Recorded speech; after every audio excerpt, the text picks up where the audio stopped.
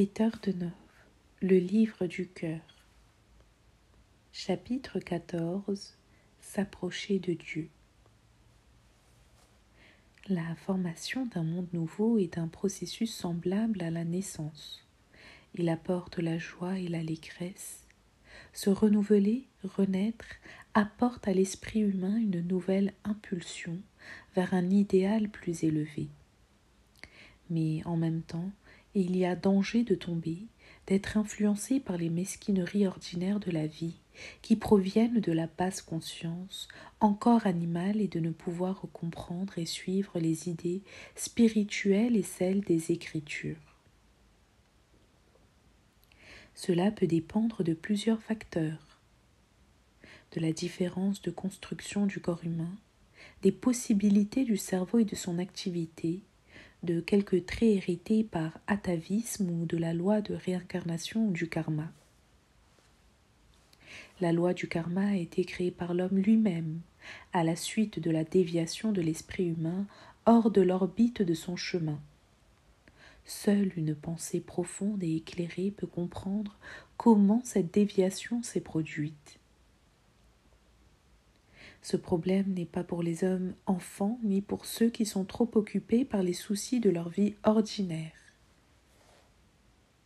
Il y a dans l'homme quelque chose de divin qui le pousse dans ses activités vers une direction plus réelle qui veut l'assurer sur des bases solides. Tout homme venu sur la terre pense à s'assurer d'une façon ou d'une autre, plus ou moins réelle selon l'état de conscience que lui donne cette impulsion intérieure. Par le processus continu de renaissance, l'esprit travaille sur ce qui, dans l'homme, est éternel et grand. Celui qui obéit à ce puissant élan intérieur de suivre le chemin du divin en lui et qui veut devenir un homme véritable doit avoir deux qualités: être courageux et être humble. L'aide d'en haut vous est nécessaire pour suivre ce chemin sans embûche. L'oreille du Seigneur est très sensible. Il perçoit et écoute toutes les prières qui sortent de notre cœur et qui sont faites avec humilité, pureté et vénération, qualité que chaque être spirituel doit posséder. Si vous priez Dieu et qu'en même temps vos pensées sont accaparées par des idées passagères ou par la façon de tirer profit de vos semblables, votre prière ne sera pas exaucée. Les conditions dans lesquelles l'homme se trouve aujourd'hui sont le résultat des trois grands principes de différentes consciences qui agissent en lui, qui ont agi dans le passé et qui continueront à se manifester dans l'avenir. Le premier de ces principes est la conscience humaine primitive qui s'active pour adoucir l'élément dur de l'homme. Elle s'exprime par une ligne droite entre deux points. L'homme part de l'un, se dirige vers l'autre où il s'arrête, pensant avoir achevé son travail. Il ne s'occupe pas du monde extérieur avec ses conditions de développement de vie. Cela ne peut n'être pas dans sa conscience primitive. Le deuxième principe s'élève de la conscience primitive vers la soi-conscience ou conscience individuelle qui se manifeste en surface. Les animaux ont la conscience ordinaire entre deux points. Ils n'ont pas la soi-conscience. Quand l'esprit de l'homme sort des limites de la ligne droite et commence à se mouvoir en surface, il passe graduellement à l'état de soi-conscience. De nos jours, l'homme, avec sa conscience individuelle, vit dans des conditions qui sont comparables à l'hiver. Son cœur est froid, son intellect est personnel et limité, il est renfermé en lui-même, il pense en priorité à son propre intérêt et il ne compte que sur lui-même pour résoudre tous les problèmes de la vie. Il édicte des lois pour améliorer l'existence. On lui prêche des enseignements, mais il lui manque l'ambiance chaude de la confiance de son entourage, si nécessaire pourtant à l'épanouissement de son âme. C'est la vie de la soi-conscience. Elle a la conception du bien et du mal, mais la réalisation du bien est encore très limitée. Observez-vous, observez vos contemporains, leurs relations, comment sont basés leurs rapports les plus sérieux et comment ils les résolvent. L'homme s'instruit par d'innombrables souffrances. Il arrive peu à peu à l'idée qu'il doit y avoir d'autres moyens, d'autres conditions d'existence qui lui permettraient de résoudre ses problèmes de façon plus convenable et plus harmonieuse. Un grand changement doit s'accomplir au fond de l'intellect humain, une transformation radicale de la pensée des parents, des enfants, des professeurs et éducateurs est nécessaire. Il n'est pas suffisant de reconnaître nos erreurs et nos faiblesses. Il faut s'appliquer à améliorer, à élargir et à élever notre conscience pour sortir des conditions de notre vie actuelle, étroite et changeante. Les bons et les mauvais côtés de la vie sont des états passagers. C'est le processus de la soi-conscience. C'est la liquidation des vieilles dettes, la purification et la préparation à une vie nouvelle. Les temps sont venus où l'homme se prépare par tous les moyens à entrer dans le troisième principe de la vie et à s'élever de l'état de la soi-conscience afin de parvenir plus près de la conscience cosmique ou conscience divine. D'après le langage de l'Évangile, cela veut dire que l'homme, né d'eau et d'esprit, qu'il aspire de toutes ses forces à l'amour, à la sagesse, à la vérité, à la justice et aux vertus, où son âme s'épanouira dans la conscience cosmique vers le principe éternel qui renferme tout en soi. C'est seulement dans les conditions harmonieuses de la conscience universelle que notre corps peut se reconstruire et se perfectionner. L'apôtre Paul dit « Nous avons un corps de chair, mais quand viendra la conscience cosmique, notre corps spirituel se formera. Le corps physique souffre, meurt et subit les contradictions de la vie, mais le corps spirituel ne souffre ni ne meurt, il demeure dans la joie éternelle par sa compréhension du sens profond de la vie réelle. » Est-ce que nos savants peuvent dire depuis combien de milliards d'années la Terre est sortie de son port, tel un navire, et quand elle a commencé son voyage dans l'espace? Et dans combien de temps elle s'arrêtera dans un autre port? L'humanité est partie du port de la conscience primitive et elle se dirige vers la conscience cosmique où elle jettera l'ancre. La Terre a déjà parcouru la moitié de son long voyage. Or, vous direz, il nous faut donc attendre longtemps encore? Non, il n'y a pas à attendre. Nous voyagerons avec elle. Celui qui attend ne travaille pas. Je vais vous expliquer cette idée. Celui qui attend que son idéal se réalise sans y travailler, sans faire d'efforts, verra passer des millions d'années sans obtenir aucun résultat. Il ne recevra jamais rien tout préparé. Tout homme qui comprend cette idée et qui y travaille, en conséquence, aura des conditions favorables pour s'élever. Il pourra dès maintenant entrer dans la nouvelle vie. Ses yeux s'ouvriront, son téléphone intérieur commencera à fonctionner. Celui qui entrera dans la conscience cosmique se trouvera dans un monde vivant. Pour lui, le soleil ne sera plus seulement un corps lumineux, mais un corps vivant qui lui parlera et dont il comprendra le langage. Les êtres qui vivent dans le soleil sont des êtres hautement raisonnables. Ils vivent dans la conscience divine. Ces êtres ont entouré le soleil d'un beau vêtement lumineux. Ils s'activent continuellement autour de lui afin d'empêcher les êtres d'un niveau très bas d'y entrer, et ils les repoussent dans l'espace.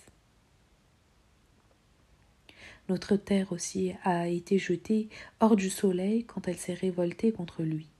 Toutes les planètes ont été chassées du soleil. Les savants ont créé différentes théories sur leur formation. Le soleil les gouverne et les instruit de loin.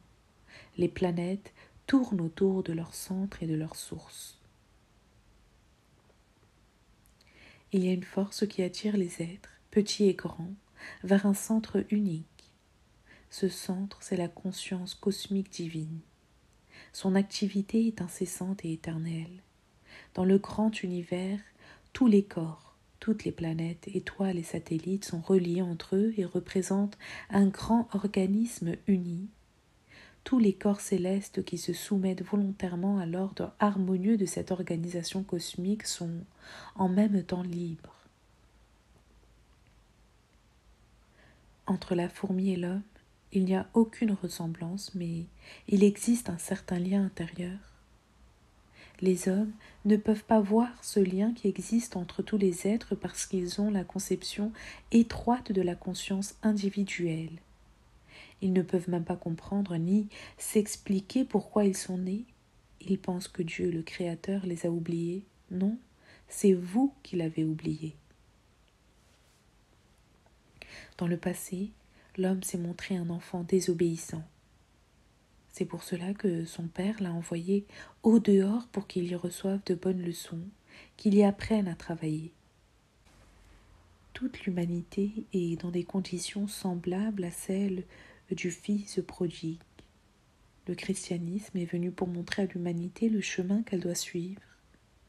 Elle doit apprendre la loi du sacrifice de soi-même et ainsi prendre le chemin du retour vers Dieu.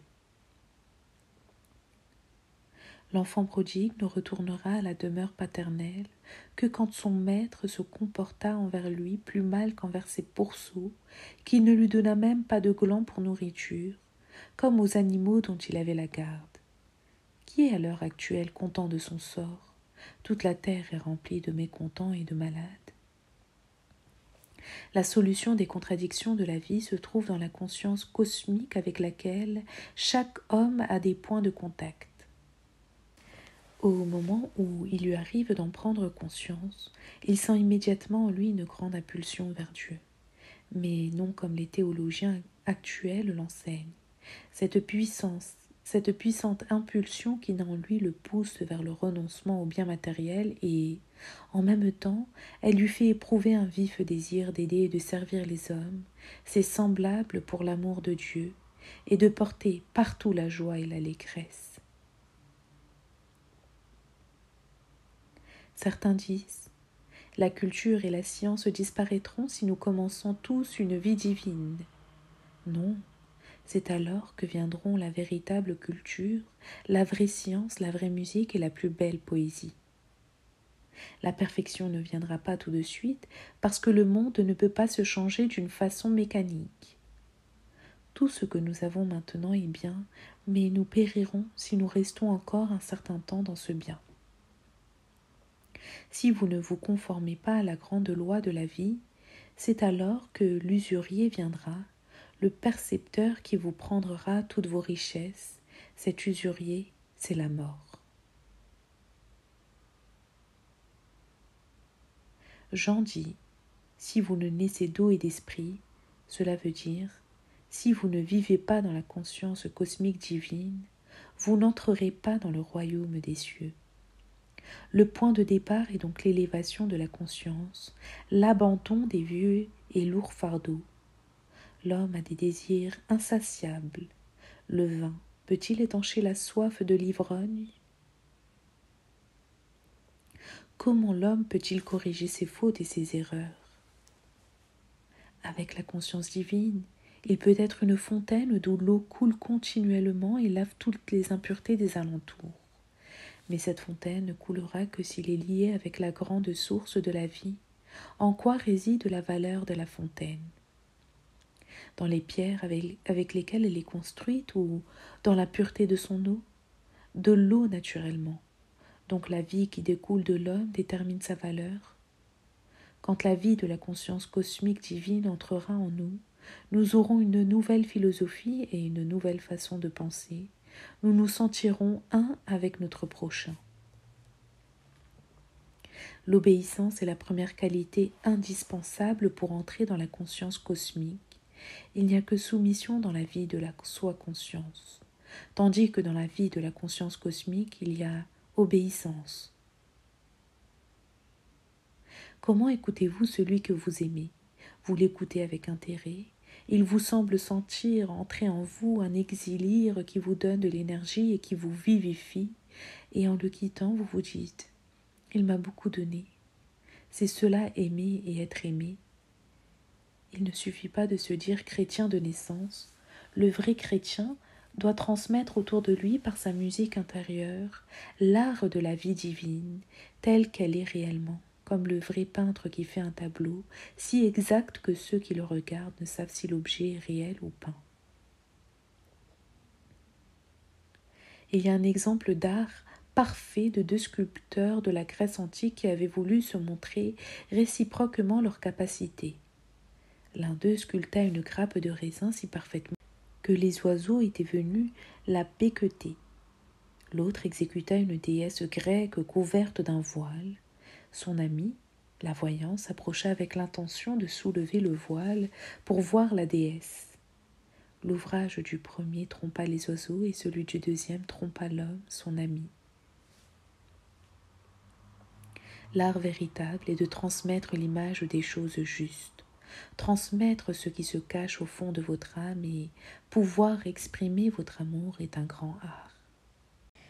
Si vous aspirez à l'immortalité, à la conscience cosmique, un des grands êtres immortels vous parlera.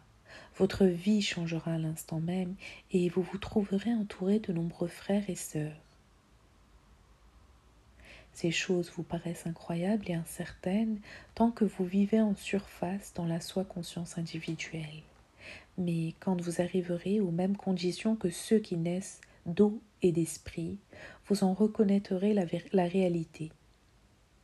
L'esprit vous apportera la justice absolue et l'eau la douceur et la pureté.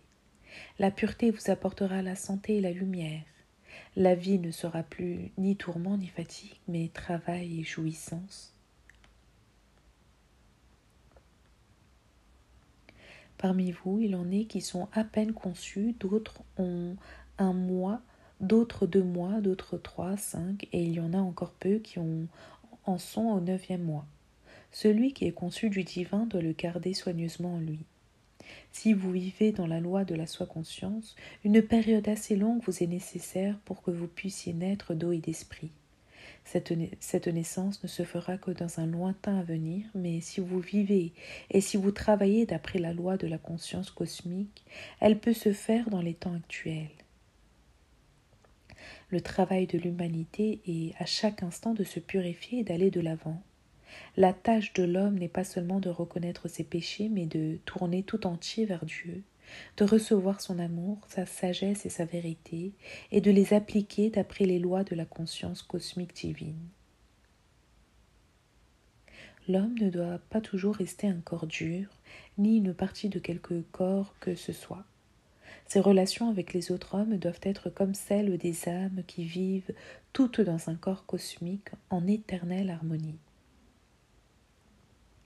Quand une âme vit dans la conscience cosmique, elle peut être reçue partout.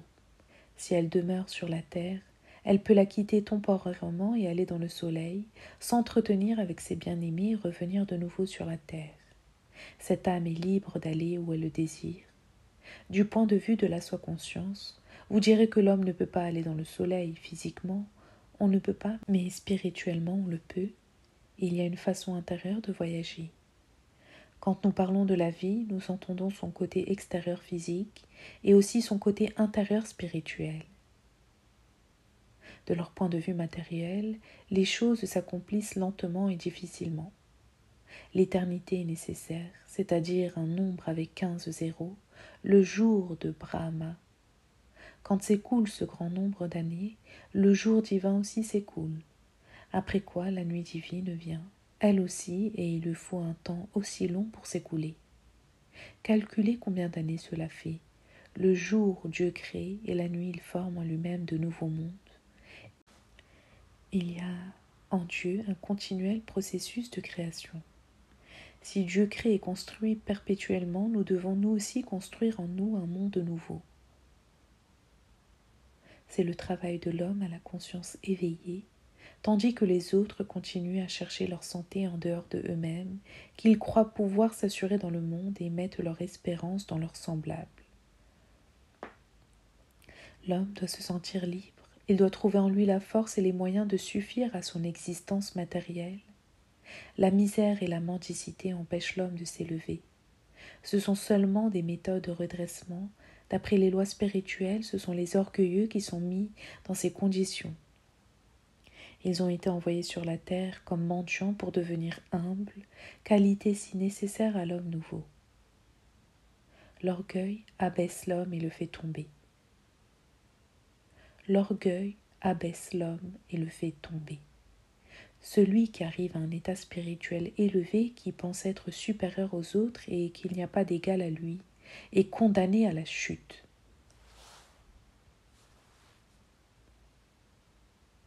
Nos dons dépendent en grande partie de ceux qui nous aiment et que nous aimons. Ils nous donnent la force nécessaire pour manifester nos talents. Si vous vous exprimez devant ceux qui vous aiment, vous vous expliquez mieux que si vous vous adressez à ceux qui ne vous aiment pas. Donc les dons dépendent de l'amour. La mère qui a en elle l'amour véritable aura un enfant plus élevé, plus noble. Une mère qui veut avoir un enfant doué doit se préparer à avoir une idée claire et consciente de sa tâche. De même, nous ne pouvons donner vie à une idée élevée si notre conscience est occupée aux mesquineries de la vie. C'est nous qui créons les idées élevées et les idées ordinaires. La pensée de servir Dieu est une pensée élevée, une pensée divine. Celle de servir notre prochain avec notre intellect et avec tout notre cœur est aussi une pensée élevée. Ne laissez jamais accaparer votre pensée, votre volonté ni votre cœur par qui que ce soit. La nouvelle humanité n'aura besoin ni de religion ni de temple. Il n'y a pas de meilleur ni de plus majestueux temple que le ciel. Levez vos yeux et dites en regardant les étoiles, « Seigneur, je te remercie de tout ce que tu as créé. » Donnez aussi votre attention aux petits êtres, aux insectes, aux oiseaux, aux plantes, aux fleurs, aux belles et innombrables manifestations de la nature. Et en vous s'éveillera un grand désir de comprendre pourquoi tout cela est créé, et vous sentirez s'élever dans votre âme une vive reconnaissance. Si vous vous trouvez près d'une source pure et limpide, arrêtez-vous et avec respect, lavez-vous doucement les mains et rafraîchissez votre visage, buvez un peu de cette eau pure et adressez cette prière. Seigneur, aide-moi que je puisse purifier mon cœur et fais que mon intellect devienne clair comme l'eau de cette source. Seigneur, aide-moi que je puisse purifier mon cœur et fais que mon intellect devienne clair comme l'eau de cette source. Il y a des choses réelles et des choses irréelles. Les choses réelles n'ont ni commencement ni fin. Par exemple, pour nous, le Christ et son enseignement ne sont pas du temps passé ni d'une époque à venir.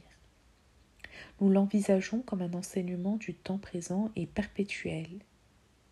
Nous y avons tous une tâche à accomplir car nous y sommes liés comme les membres d'un grand organisme. La main ne peut se détacher du corps ni se croire plus importante que les autres membres. Ayez tous conscience de former un tout harmonieux où chacun occupe une place fixée d'avance. Nous avons la place qu'occupe le Christ, l'apôtre Paul, Bouddha ou Shakespeare, Beethoven, etc. Dans notre pensée, nous les mettons chacun à la place qui leur est donnée et qu'ils méritent. Dans la conscience cosmique, nous acquérons les qualités indispensables pour la lumineuse vie de l'avenir et dans les conditions de serviteurs de Dieu, nous résoudrons harmonieusement toutes les contradictions et les difficultés humaines. Toutes les religions conduisent au seuil de la conscience cosmique divine, mais pour y entrer, nous devons quitter les croyances dont on nous a revêtus jusqu'à maintenant. Dans les Écritures, il est dit « Nous ne mourrons pas, mais nous nous transformerons ». Cela veut dire quand nous entrons dans la conscience cosmique, nous mettons des vêtements nouveaux, nous aurons de nouvelles connaissances. Une nouvelle compréhension entrera dans nos cœurs, dans nos intellects et dans nos esprits. Nous nous sentirons tous des frères véritables en tant qu'âmes. Or, toutes les âmes éveillées qui sont prêtes pour la vie nouvelle doivent se préparer à entrer dans la vie de la conscience cosmique afin de laisser leur place à celles qui suivent. Pour pouvoir y élever, commencez dès maintenant un travail intérieur de perfectionnement fait consciemment avec foi et amour. Par cette voie viendra le salut de toute l'humanité. Par l'application du nouvel enseignement, votre conscience s'élargira, s'élèvera, et tout ce qui est négatif disparaîtra. C'est ce que dit ce verset des Écritures. Le Seigneur effacera tous vos péchés. Tout le négatif qui provient des vies de la conscience primitive et de la soi-conscience individuelle sera effacé. Nous ne serons plus alors des êtres courbés sous le fardeau de la vie ordinaire, ni affaiblis par tant d'insuccès et de contrariétés. La soi-conscience a résolu le problème de la nourriture physique. La conscience cosmique résoudra en nous la question de l'amour envers Dieu. Quand nous aurons retrouvé nos justes rapports avec Dieu, l'amour nous apportera son abondance à tous ainsi que sa plénitude de la vie. Toute la terre se transformera en un jardin du paradis où il y aura la joie du vrai travail pour tous. Chacun pourra y manifester ses dons et ses possibilités. Toutes les conditions nécessaires seront données, que ce soit à l'écrivain, au peintre ou au musicien et pareillement à tous. Il arrive à certains êtres sans travail, d'autres n'ont pas l'emploi qui leur convient ou qui leur plairait, ils manquent d'impulsion dans la vie, se sentent vieux et découragés. Pourquoi ? Cela provient de l'excès de soucis et du manque de foi. Vous n'avez pas confiance dans le présent, mais vous croyez à un avenir qui ne mène qu'à la mort. Non, il faut que vous ayez foi dans le présent et en Dieu, qu'il manifeste sa vie en vous. Celui qui vit dans l'amplitude de la conscience cosmique peut connaître toute la grandeur qu'il y a dans le contact avec Dieu. Le plus petit rapprochement de notre conscience avec Dieu apporte une telle paix et une si grande joie à notre âme, ce qui avait dit à l'apôtre Paul « Toutes les richesses du monde ne peuvent être comparées au bonheur qui nous attend dans l'avenir. » Nos pensées et nos sentiments seront en pleine harmonie et nos actions seront en parfait accord avec la pensée de Dieu. Et si vous prenez la plume, il en sortira des pensées élevées et pures. Ceux qui les liront diront que soit bénie la main qui a tracé ces mots et la bouche qui les a prononcés. Est-ce qu'une telle vie a un sens ? Jusqu'à maintenant, vous n'avez eu qu'un sens très vague de cette grande conscience cosmique. Je désire et je souhaite que vous viviez tous au moins un jour dans l'état de conscience cosmique. Si vous ne pouvez y rester tout un jour, que vous y soyez au moins 1 heure ou 1 minute. Ce bref moment de contact inoubliable avec le sublime apportera à votre âme des bienfaits pour 1000 ans. C'est un grand événement pour les êtres élevés de l'univers que ce contact de Dieu avec une âme. Il se tourne attentivement vers cette âme et lui demande « Qu'est-ce que t'a dit le Seigneur ?» C'est le jour le plus solennel de son existence. Les anges, les saints,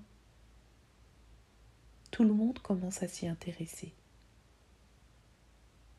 Le rapprochement de Dieu, d'une âme, signifie pour elle la découverte d'un monde nouveau et elle peut déjà dire « Je vis dans l'amour de Dieu, je respire la lumière et la sagesse divine, je demeure dans la sublime vérité qui apporte la liberté et la plénitude, je partage tout ce que Dieu m'a donné. Je vis dans l'amour de Dieu, je respire la lumière et la sagesse divine, je demeure dans la sublime vérité qui apporte la liberté et la plénitude. Je partage tout ce que Dieu m'a donné. » L'homme de la vérité dispose d'une richesse inépuisable. Il vit dans l'abondance et dans la plénitude de l'amour divin. Je souhaite que vous arriviez à ce glorieux moment qui est la venue du bien-aimé de votre âme. Après cette réception, tout ce qui est du passé, tout ce qui est passager perdra son importance actuelle pour vous. Ce moment peut venir aujourd'hui, pressentement. Il a le pouvoir d'adoucir l'homme, d'énoublir son visage. Tout mensonge et toute injustice disparaîtront à jamais de la vie de celui qui entre dans la conscience cosmique. Il n'y a pas de meilleure chose que pour l'homme que de ressentir intérieurement la bonté et la paix. Il n'y a pas d'état meilleur que de voir partout l'amour divin, la sagesse et la vérité divine. Cette vie nouvelle procurera les meilleures conditions de travail en vous et autour de vous. Je vous souhaite de vivre ce moment sublime de contact intérieur avec Dieu. Ce contact réveillera dans vos âmes un irrésistible désir et une très forte impulsion de réaliser la vie nouvelle, la vie de la conscience divine et cosmique.